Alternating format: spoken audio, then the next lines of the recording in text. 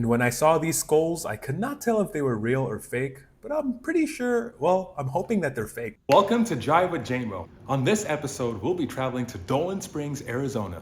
We'll be staying in a cave Airbnb that costs $297.85 per night. Like and subscribe, and let's jive. Deep in the Arizona desert, we found this. A massive off-the-grid cave turned into a 6,000 square foot Airbnb carved with dynamite, fully powered by the sun and wind. Check out the owner's 1,000 horsepower truck.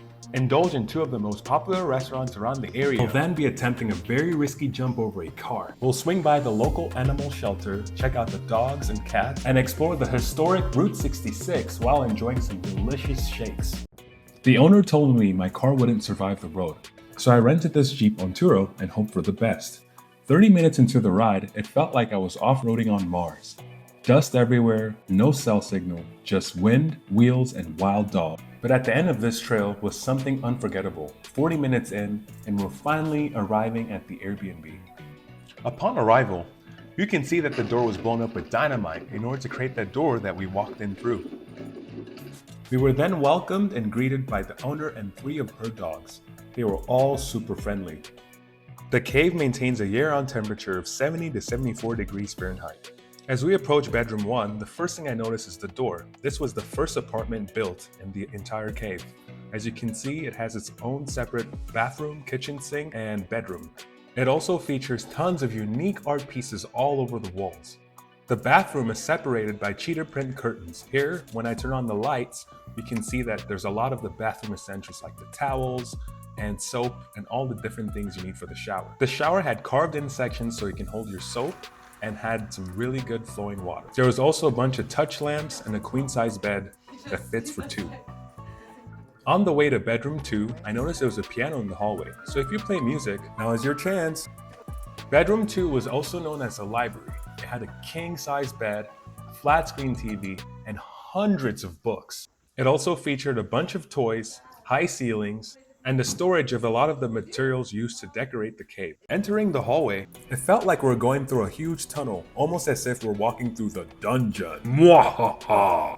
Bedroom 3 was located on the left. It had a queen-size bed and a flat-screen TV. We also have some tarp on the ceilings for the rare times when it does rain. The plants and purple lighting definitely added to the ambiance of the dark dungeon. And when I saw these skulls, I could not tell if they were real or fake, but I'm pretty sure, well, I'm hoping that they're fake. We're off the grid. I mean, you know what? They're probably fake. As we walk further down the hall, we're now entering the living quarters of the owner. Further down the hall, a little to the left, you'll see that we have a man cave. Literally a man cave inside of a cave. You'll notice that it's fully equipped with a kitchen with all the supplies necessary to cook, along with some really cool paintings on the wall and all the pantry supplies that you need in the kitchen. It also features a dining set, a flat screen TV, and a fridge. The hallway exits into the living room. It features our flat screen TV, car in the ceiling, couches, foosball, and some darts, and a cocktail bar on the right. As we continue to turn around here, you'll see the entrance into bedroom 2. Over there on the right, and then entrance into the hallway on the left. During construction, you can see the effects of dynamite, splitting the cave into 2 rooms, bedroom 2 and the hallway. This cave sits on about 100 acres of land. Tucked into the rocky hills, this outdoor nook feels like a desert dream. Part backyard lounge, part Mad Max garden. Upcycled furniture, potted plants, and dusty charm for days. The property is completely off the grid. The water is pumped by solar and stored in a 15,000-gallon tank. The electricity comes from solar panels and several windmills on the property. They also have a greenhouse. This greenhouse bursts with green life, transforming sun and sand into flourishing abundance. Yup, those are tomatoes. They even have a garage where you can work on cars and other miscellaneous items. The owner was kind enough to show us his 1,000 horsepower, fully customized truck. Let's just say there was a whole lot of power underneath that hood. I would definitely categorize this car as a sleeper. He then took us for a ride. We had no seatbelts on. He was about to go full throttle with this monster. We were holding on for dear life. That's getting my heart going.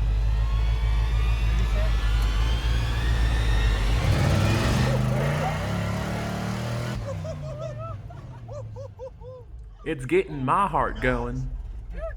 After our joyride, it was time to go pick up some dinner. Our first stop was Hot Diggity Dog. All the local cows love to come kick it over here. Their #1 hangout spot, Cow Magnet. I was impressed until I saw what the cows have been doing. My friend Holly wanted to pet the cow, but the cow began to move out of the way. Dog silhouettes all over the restaurants. I mean, everywhere. We ended up ordering some chili dogs and some french fries. Interesting container, but the food was so good. Because the Airbnb was about a 40-minute off-road drive, we decided to pick up some extra food at the Mexican Chinese. The menu was a mixture of Mexican and Chinese food. After another 40 minutes, we were finally back at the Airbnb just in time for sunset. The carne asada burrito and fried rice from Mexican and Chinese was so good. 10 out of 10. At about 10:30 p.m., the generators went out, so there was absolutely no power in the cave. This meant it was the perfect time to go stargazing. It was super dark and very windy, and the camera actually did no justice because you can't see the stars. You can't see what we were actually seeing. I honestly didn't know that many stars existed. The next day, at about 7 a.m., we began playing with the dog. We were all thrilled to see each other. The generators were turned back on, so we finally had power in the cave. It was finally time for the daily jump. I climbed to the top of the cave and was ready to take my first attempt. That man has bounce. Success! But this was too easy. This was not something I could be proud of, so we had to step it up a notch. I wandered around the property until I found this Honda Civic. I took one look at it and thought, challenge accepted. Time for my very first jump attempt. The surface was not level, but someone had to do it. I started taking some huge steps and attempted, and oh my gosh, he cleared it. Let's go. Jump successful. 5 aura points. Yee! After clearing that jump, we said bye to our host, and it was time for breakfast at the Canyon Cafe. It featured cool murals of the Grand Canyon. I got some pancakes, eggs, ketchup, butter, coffee, and some syrup. Wait a second, where's my bacon? There it is. Yes, I got 2 extra strips of bacon on the side. The sizes were perfect. This tasted so good. It was such a filling meal. I highly recommend the Grand Canyon Cafe. After breakfast, it was time to check out the Mojave Animal Shelter. Here, they provide shelter for dogs and cats, and we ended up meeting with Lynn, the director. Hi, my name is Lynn. I am the president of Friends of Mojave County Animal Shelter. And what we do is we do the fundraising for the shelter, and we also provide volunteer support. And we are just celebrating our 1-year anniversary at our brand new location. Okay. And this is our awesome cat room. It's got so much stimulation for the cats. We've got little hidey holes. We've got a tree they can climb on. They also use this wheel to get some exercise, and so we're just really proud of this. We love the whole shelter. It's awesome. So yeah, we're always looking for volunteers. If you could come down to the shelter, 3423 North Burbank Street, Kingman, Arizona, and you just complete a volunteer application. And then we have our volunteer coordinator just give you a brief run through, because it's a lot for some people. Some people think, I want to walk dogs, and they come and we've got pit bulls and labs and Rottweilers and German Shepherds, and they're thinking more like little beagles and Chihuahuas and such. So, but we love volunteers.